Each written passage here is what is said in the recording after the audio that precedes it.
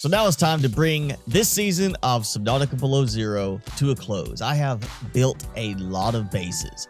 I have tried quite a few mods. Some of them amazing, some of them good, and some of them, of course, just kind of meh. And with my building this season, I also tried to be creative using the normal vanilla capabilities as well as using some of the mod capabilities. I also made it a point to build in places I had not built previously, which is why my first base ended up being on the large glacial ice shelf or ice sheet, whichever way you want to call it, right next to the floating Altera tech platform or right next to the giant blade talon looking iceberg. Building above water level, of course, made it very nice and convenient to just rely on solar power for this.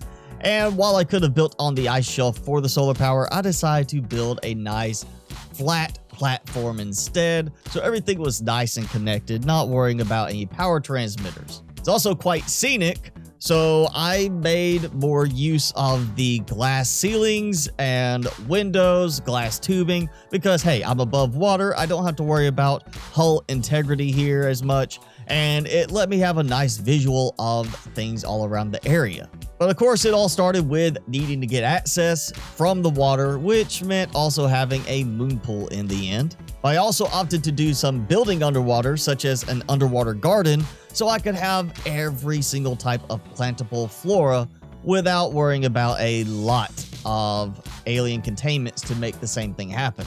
And with the mods, I of course used mods for the sea truck, so why not have a small parking deck for all of my different modules, because I did add some special modules to the game as well. I also played around with some vanilla styled storage solutions, but using the snap builder to make it nice and tightly spaced to where I don't end up with a lot of wasted room.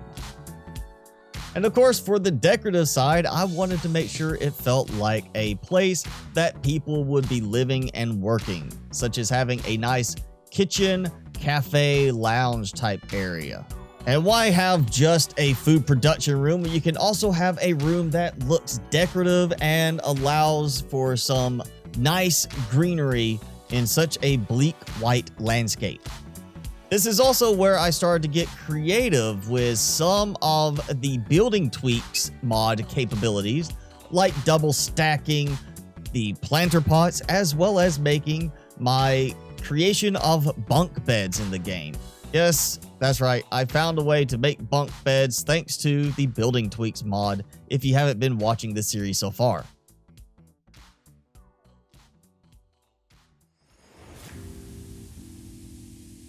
And since everybody at the base might not be vegetarian, I wanted to of course add an option for fish, so we have our nice multi-story alien containment that also is just a nice visual, and we have our little eye jellies that help with power production. And of course, with so many fish and the eye jellies to spare, why not have a few bioreactors as just a nice little cosmetic backup for the solar power? And the base can't be all fun and games, we've got to have some seriousness here, so why not a research lab where we research the plants and some of the fauna, such as making use of the custom pets mod to give myself some snow stalkers and penguins. Despite all the work here, I also decided I wanted to build across to the next ice shelf, and from there I started exploring on foot and using the snow fox. And it was that exploration that led me to an edge where I decided to build a nice little outpost. Nothing fancy, just something that feels like somebody's over there doing some monitoring, doing a little scanning, keeping track of big baddie Chelicerates nearby. Now, after doing so much building on the first base and then branching out to the little base, I needed a new project. I needed a new place to build. And while I've built on one of the southwestern icebergs in the past during early access, I decided to build on a different one. The one that has a nice little walking path that leads up and around the iceberg itself, to where you can climb up to the summit fairly easily once you get on the iceberg. Now, just for reference, the place where I built upwards and got onto the iceberg is very, very close to the Kappa mining site. Of course, you gotta find a way up onto the iceberg to begin with, so I built up and then built back down to get the leveling right as far as where everything plays, and then of course I went with the standard moon pool. And while most of my gardening work is done at the main base, I did need the occasional supply I didn't want to have to travel back for, so I made a small little platform here, and I took advantage of being underwater to get some water production going. Now, one trick I used with this was after building onto the iceberg, I built upwards to the top level so everything could stay connected as a single base. So while it's not physically attached, it all counts as one base entity, which means once again my solar panels can power the base pretty well because I'm above water, and I have power transmitted down to even the moon pool and water production below. So because of accessibility, I thought about making this base into more of a way station where people stop by on their way to another base, but also have some research here. And it was this base where I tested out a mod, or really just a picture pack of stuff for using with the picture frames, which let me add a nice little display element to the room. But I also found with the building tweaks mod, I could place down the picture frames in a very unique way that let me set up more of a lab work tech screen type of setup here.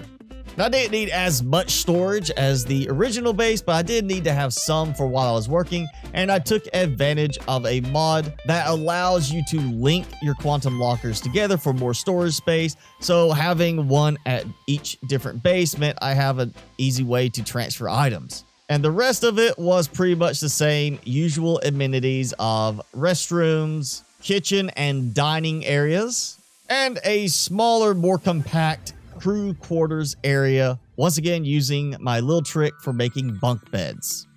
But that wasn't enough because I decided to build across, since the building tweaks mod allows me to disable the height restrictions that they added during early access, and I built across to one of the icebergs I've built on in the past.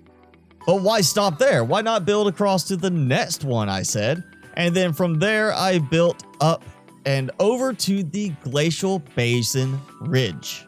Now from here, I thought, hey, this is a great opportunity to go and do some on-foot exploring like we're in the deep Arctic here on Earth. And it's when I was following along the cliff edge above the Glacial Basin that I came across a very large flat area and decided this is the perfect spot to build another big base. I decided to make this because it's higher up in elevation, more of a landing pad way station for deliveries from orbit.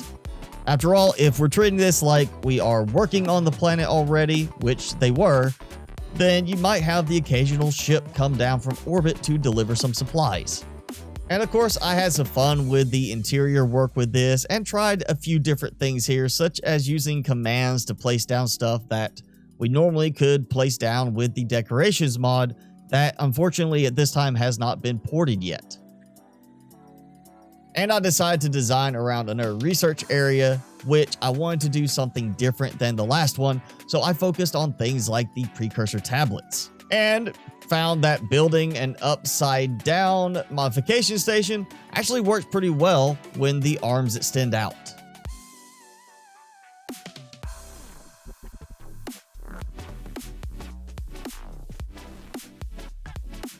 But also, this base could be the executive base, the one where they command everybody else on the planet and relay orders from in orbit.